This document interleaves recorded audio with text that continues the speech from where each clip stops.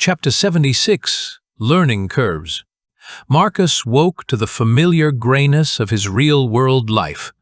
After learning about world seeds and taking responsibility for an otherworldly refugee, returning to Tyler's apartment felt even more surreal than usual. He arrived at Presley Guns to find the place busier than it had been all week. Several workers had returned from the gun fair in Texas, and the shop hummed with activity. Marcus, good timing.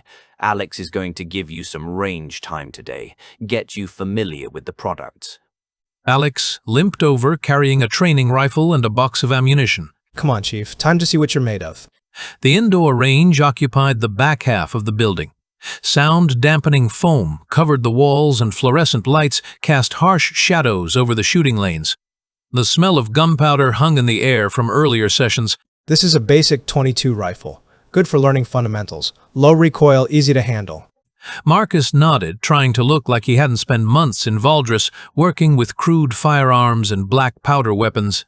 The modern rifle felt alien in his hands compared to the shotgun he and Sarah had built.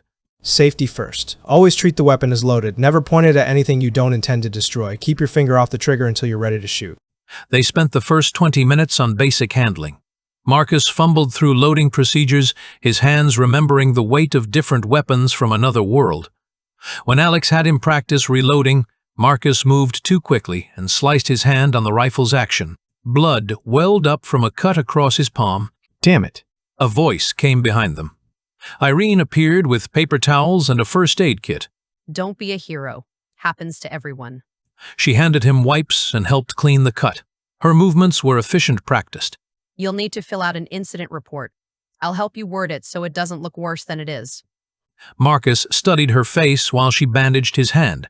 Up close, he could see the signs of distress more clearly. Dark circles under her eyes, a distant gaze that seemed to focus on something far away. When her phone buzzed, she answered in hushed tones, fear flickering across her features. Thanks.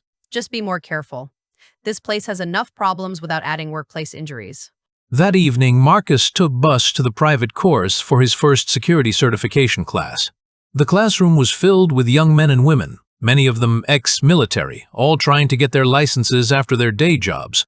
The instructor, a gruff former police officer, ran through basic procedures and legal requirements. During the break, several classmates invited Marcus to join them for drinks afterward. Come on, man. We're hitting Murphy's. Good way to network. Marcus declined politely. Thanks, but I have studying to do. One of the ex-military guys, a woman named Janet, laughed. Studying for what? This course is basically common sense. Other stuff. I don't have time to make friends or party, he thought. While they were planning bar crawls, he had two worlds depending on him. Mushroom cultivation deadlines, sewing machine designs, and now an otherworldly refugee who needed training in basic human functionality. The class resumed with practical exercises. They learned about incident reporting, emergency procedures, and basic conflict resolution. Marcus took notes dutifully, but his mind kept wandering to Valdres. Was Palwin adapting to life with his family? Had Lord Hammond's people started preparing the mushroom-growing facility? Chen, pay attention. This could save your life someday. Sorry, sir. After class, Marcus took the bus back to Tyler's apartment through empty streets. The city looked different at night, lonelier. Street lights created pools of yellow light between stretches of darkness. He thought about Irene's distressed expression, the way she'd helped him without being asked. Everyone seemed to be fighting their own battles. Marcus, with his dual-world existence, Irene with whatever demons were chasing her, Palwin with her confusion between group mind and individual consciousness. Even Tyler streaming to audiences that might not really care about him. In Valdres, he was trying to prevent famine and civil war. In the real world, he was trying to build skills that might save both worlds. Marcus rubbed his bandaged hand and thought about the cut from the rifle. Maybe the injury was appropriate.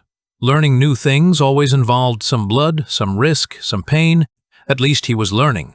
And maybe eventually he'd be skilled enough to actually help the people counting on him in both worlds. Time to sleep.